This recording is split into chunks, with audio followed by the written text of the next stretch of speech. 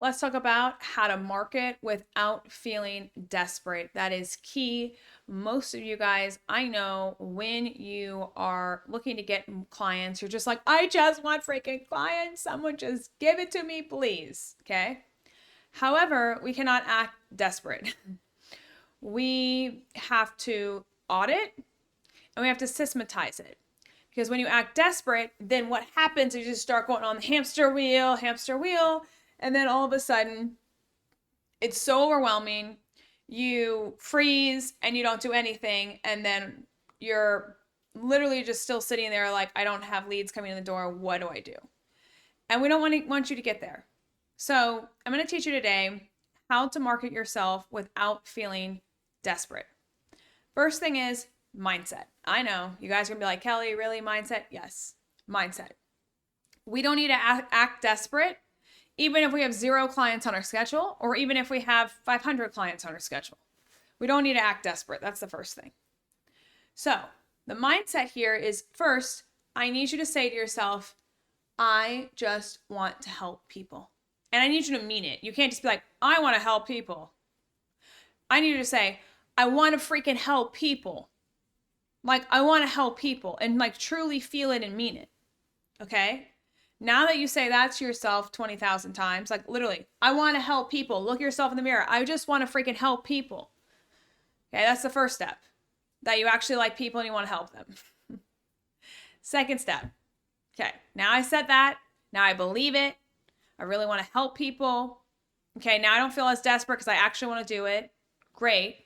Okay, now I ask myself, well, where are my freaking people? Who are the people that I actually want to help? Who are they? For me, it's people around my same age, anyone between 25 to 45, and I want them to work out. I want them to want to be the best.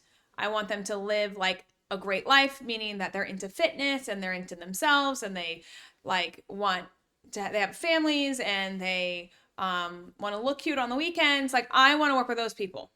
Okay. So where do those kind of people hang out? Well, they hang out at Pilates classes. Okay. So, first thing I am doing then is I am targeting then all the Pilates places because that's my target population. So, here's the lesson, guys. If you don't have the people that you want, go to places that do have the people that you want. You may not own that group just yet. You're going to own that group after this podcast or episode, but you don't have it yet. So you got to go borrow, I always say, someone else's audience, which it may be the Pilates studio audience. It may be like a business networking event, which for me, I absolutely love and eat that up. Okay. So like I would want to borrow all those people in that business network because like I want those people as my clients. Right. Um, it also may be, I'm trying to think of a situation like that. It also may be where I go to a certain gym that I know, like Equinox. Equinox here in California is like the to be seen gym. I'm sure there are going to be people there that I just described. And so I'm going to go there to get my people. And I may just become a member to get my people so I can just be in the realm of the people that I want because I want to see. This is what most people don't get. I want to see how those people talk to each other, like overhearing when I'm on like the machine doing the thing and I'm like overhearing people talk. I want to see how they interact. I want to see what clothes they're wearing, who they're buying from.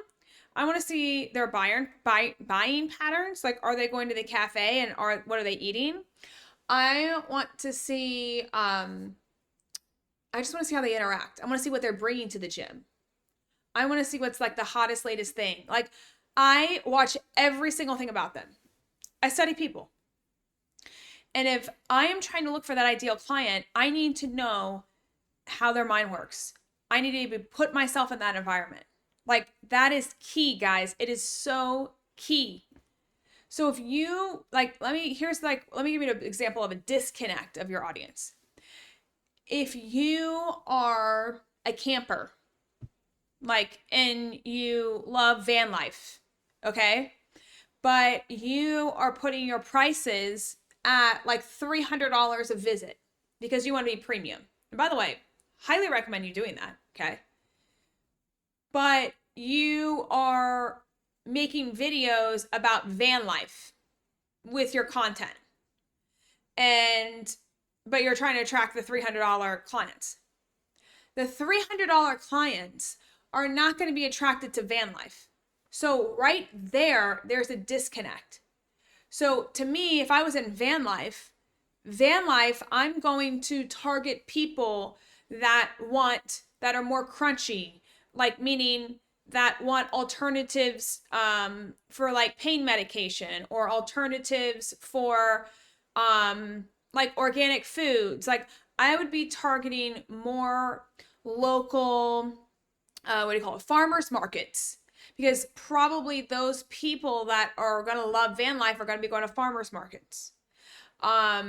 Comparatively, and I'm not saying that like high standard people aren't going to farmers markets or aren't loving van life, but the likelihood of that is going to be slimmer.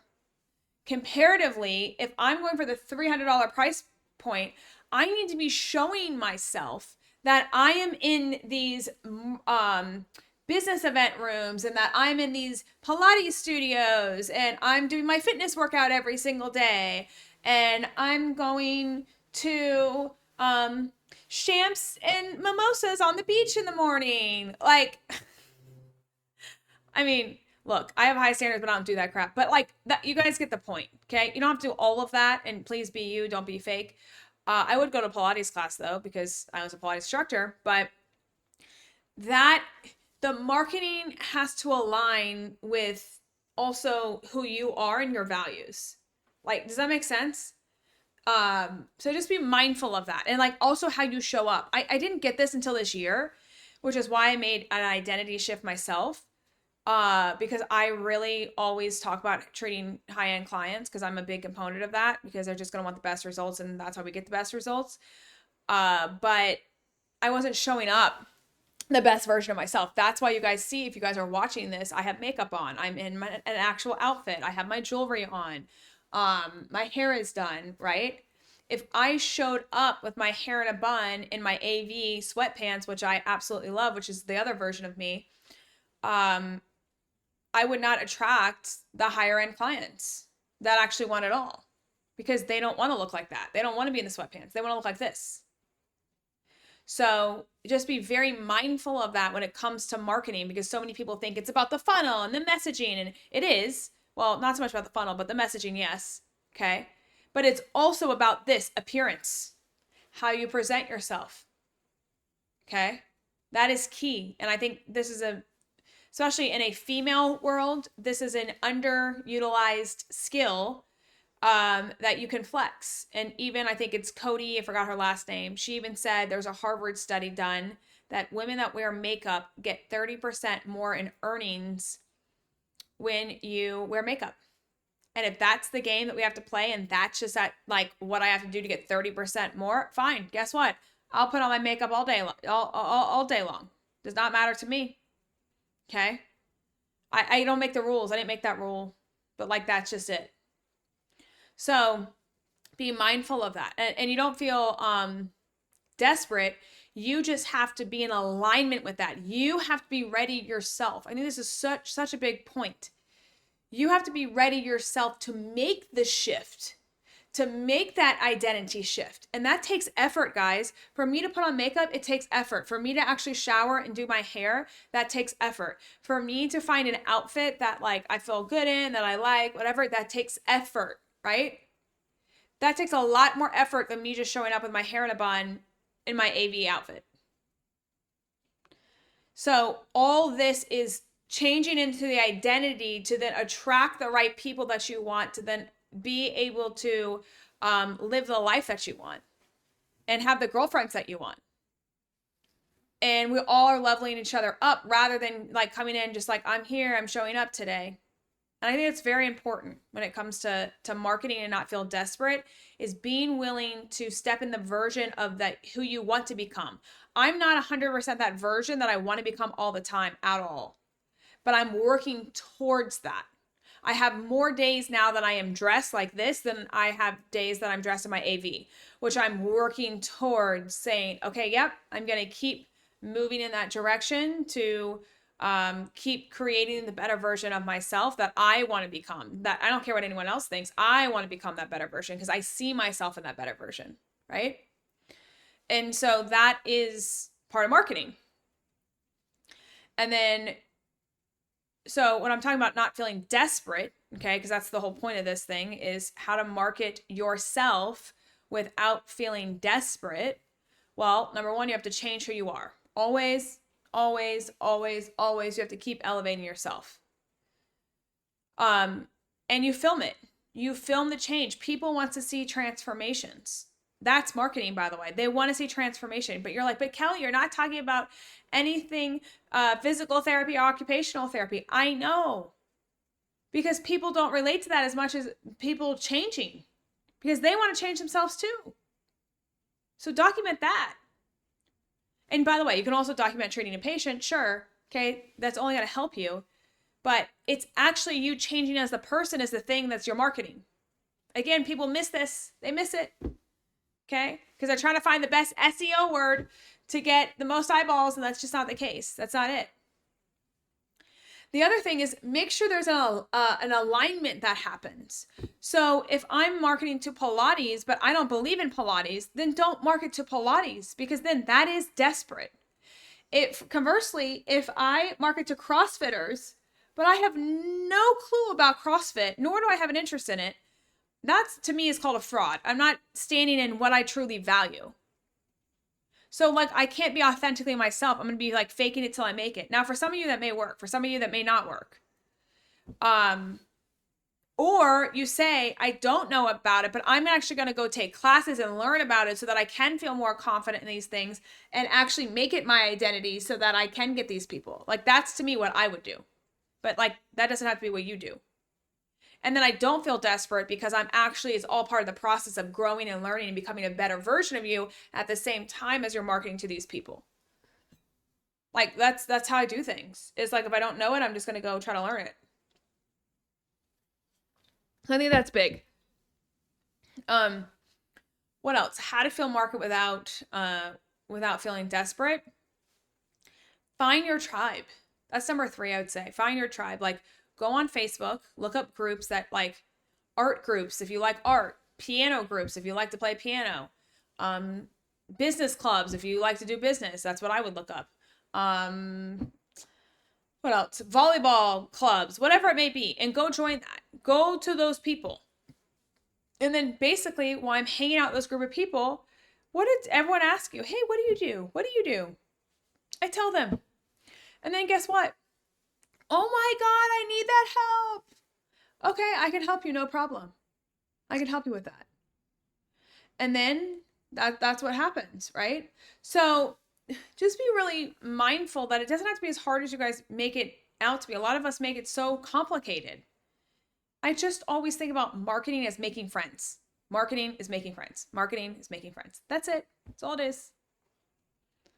And if you treat it like that, then it's way less scary. It's way less intimidating.